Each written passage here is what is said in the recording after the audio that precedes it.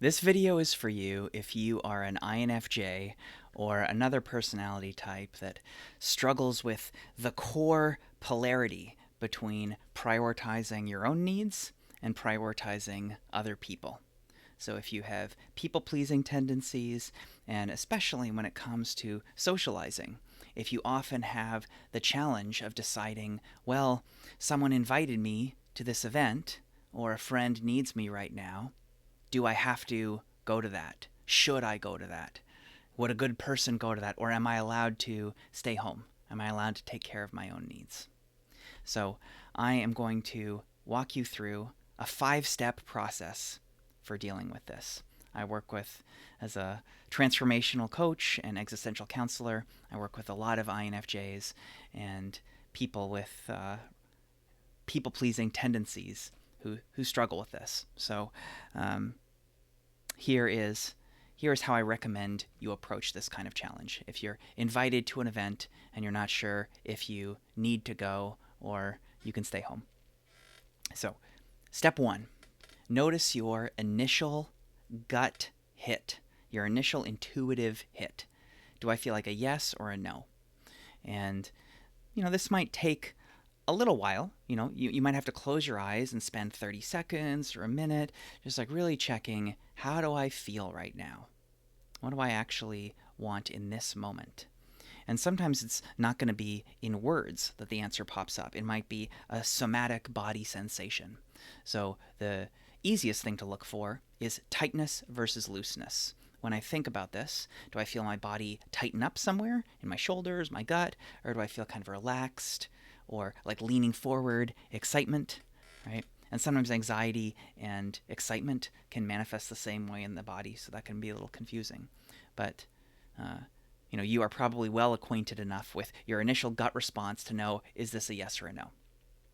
Now, with INFJs in particular, there's a trickiness here where you might feel that initial hit, but you start to question it.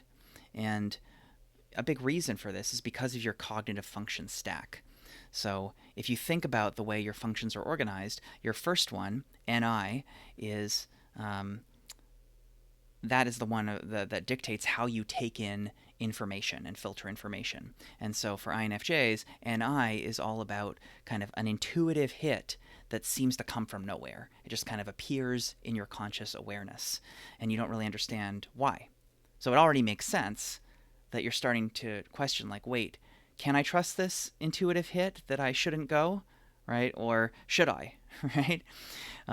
So the NI already is mysterious compared to other personality types. And then the FE comes in, your second function, which can often default you to, well, I have to take care of others, I have to prioritize the needs of the group, I have to make sure other people are happy. So you might find yourself thinking, oh, I guess I have to go, I guess I should go.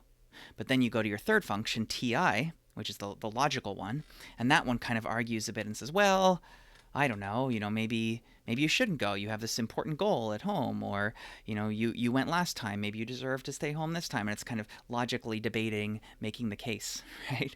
And so then you might go back and forth between FE and TI, saying, well, I care about others. Oh, but here's a logical, retort to that, and you kind of go back and forth, right? So that's why it makes sense that you're confused here. So step 1 is notice your intuitive hit. If it is a very clear yes or a very clear no, maybe you can just stop there and trust that. But if not, number 2 is if you feel your first initial intuitive hit, but then kind of a protest voice comes in, right? So let's say your intuitive hit is, no, I feel like I need to rest, actually. I'm going to stay home. But then you notice another voice comes in and says, I don't know, don't you want to be a good friend? This person invited you. Don't you think you should go? What you can do here is, first of all, separate that voice from you. Say, here's me, kind of consciousness, awareness, and into this field of awareness has popped in this voice. This voice is separate from me, right? This voice is whispering, oh, you should go, right? So you can kind of question, well, who is this voice? Who does this voice sound like? Does that really sound like me? Does that sound like my dad, right? Like, where did I learn this voice? Right? Maybe you learned this voice from your parents, from a teacher, from the culture, media, right? So maybe you don't actually need to believe this voice.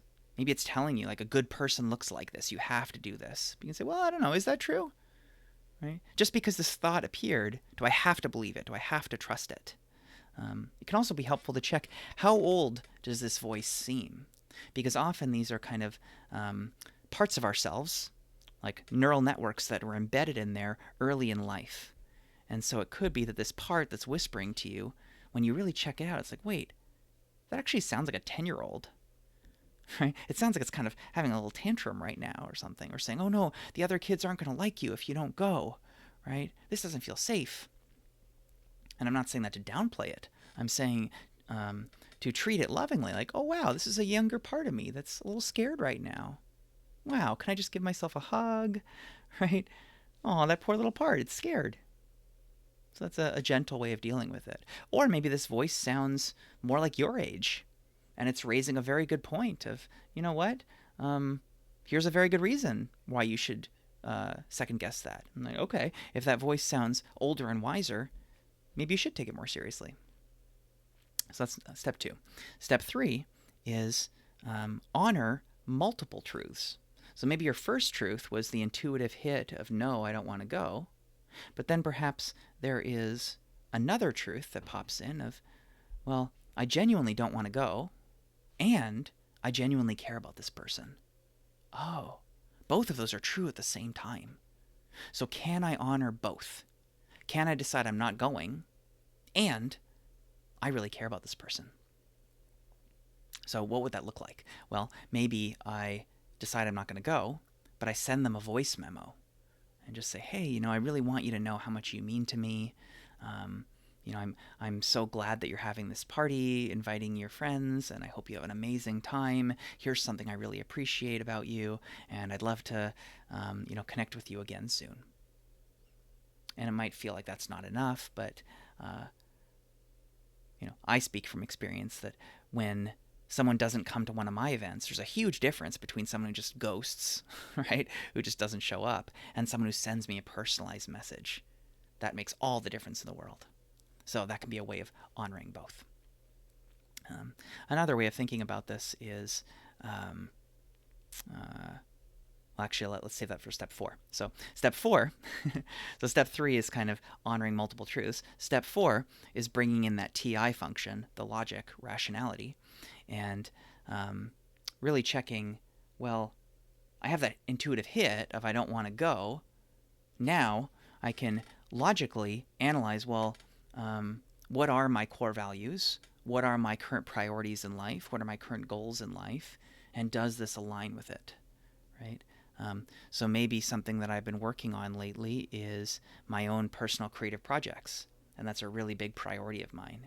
Cool. Well, then maybe it actually makes sense for me to stay home and focus on that project.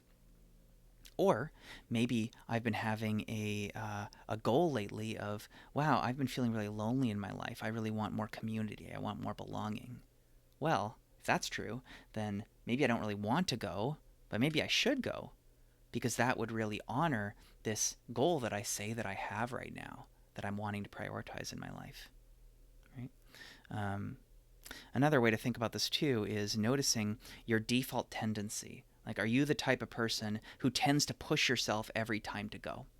Well, then maybe a growth edge for you would be trying the opposite. If you always push yourself to go, try practicing self-care instead and staying home. Or if you're the type who always makes excuses and always says, oh, I'm too tired, I need to stay home and care for myself, well, maybe then you need to show up for your friends more. Maybe you should push yourself to actually go and prioritize this. Right? And ideally, strive for a middle ground. And it doesn't have to be a 1-to-1 ratio. It's not like, well, I went last time, so I don't have to go this time. I didn't go last time, so I should go this time. Especially if you're an introvert, maybe most of the time you default to not going, and you only go sometimes, and it's great. It's up to you. But again, checking kind of logically, does this align or not align with my goals and priorities right now? Another way to think about this too is tiers of friends. And that might seem kind of heartless to have like tier 1 friends, tier 2 friends, but I think it's only logical and reasonable to say we have a limited number of hours in the day, we have a limited amount of energy to spend, so it's foolish to spend your energy and time equally on all your acquaintances, right? To think they all deserve your time equally.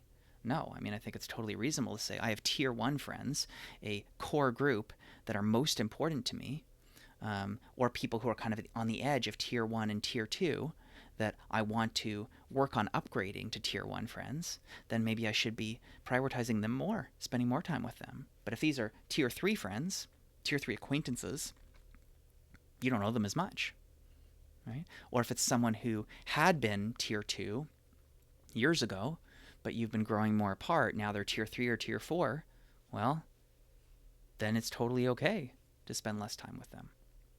And it depends, what they're asking for too. Like if this is a friend who's, very sick and they want you to bring them some food or medicine, then okay, maybe that's more important. Versus if it's just they're having a social gathering with their friends, then that's much more okay to just say no, right? So that's where the logic comes in as well, evaluating like how important is this actually, and do they have an extremely strong preference for you to come? Well, maybe honor that more. Or is it more of a mild preference because they're inviting lots of friends? Okay, well then maybe that's less important, right? So I think it can be helpful if you're not sure about which of your friends are more or less important, or you find yourself giving too much to too many people. It can actually be useful to write down a list of all the people in your life and assign them rough tiers. And, because again, it's opportunity cost. If you're giving too much to people who aren't as important to you or aren't as aligned with your values and what you're wanting out of life right now, then you're taking away from the time you could be giving to the people who are more aligned with who you are and who you want to be now instead of who you were in the past. Right? And you can also think of this in terms of orbits. Like you have friends who are in close orbit, and then maybe they move away for a while and they become a longer orbit. You see them once in a while. And that's normal, that's natural. Maybe they move back in a few years and they become closer again. Wonderful. Maybe not. And then finally, step 5 is recognize you're allowed to change your mind. You can update as more data comes in. So maybe a week before the event, you think, I'm not really sure. So maybe you RSVP as maybe. And then as you get closer and closer to the date, you keep checking in. I'm gathering more data now about how I feel and what my priorities are. And then maybe the morning of, you decide, actually, I'm a no. Actually, I'm a yes. Even if you said you were a yes, but the morning of, you wake up and like, I'm really not feeling well today. Then great. This is your life. You are a sovereign individual. So, unless it's a very dire circumstance or this is the last opportunity you're ever going to have to see this person in your life, maybe, then honor what's true for you. Right? So I think, you don't want to be super flaky. You don't want to be the person who's always switching to no at the last minute. That's not great. But I think if you build the reputation with your friends as I'm someone who really honors my truth and I show up for people who are important to me and I try my best, but I also am authentic. So you wouldn't want me to force myself to come to an event if I didn't want it, right? So when I show up, it's because I'm really showing up, right? People will respect that. And that's kind of a trust that you earn over time. So maybe it also depends where you are in the arc of the friendship. If this is someone you just met, then maybe if they seem really promising, you want to deepen with them, maybe you prioritize them a little more to kind of get to that, build that trust. And then once you've earned that, then they'll trust you more when you say, you know what, you are important to me, but I'm not going to make it today. All right? So the 5 steps again: honor your initial intuitive hit. Notice that protest voice that comes up. How old is it? Whose voice is this? Be kind to it. Thank you, voice, for trying to care for me, even if you're a little confused right now because you're a little outdated. Honor other truths, other values that come up. How can you do both? How can you care for multiple truths? Bring in logic and rationality. How do I often veer on this side? Should I try the other side sometimes?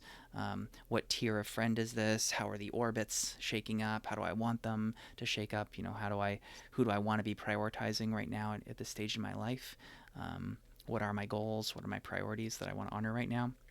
And then finally, recognize that nothing is set in stone, nothing is locked in. This is your life. You're a sovereign individual, and prioritizing yourself does not make you a bad person. It doesn't mean you don't care about others, and you're allowed to update your choices over time. All right? I hope that helps. I'd love to hear how this lands for you in the comments, and I wish you a nourishing day.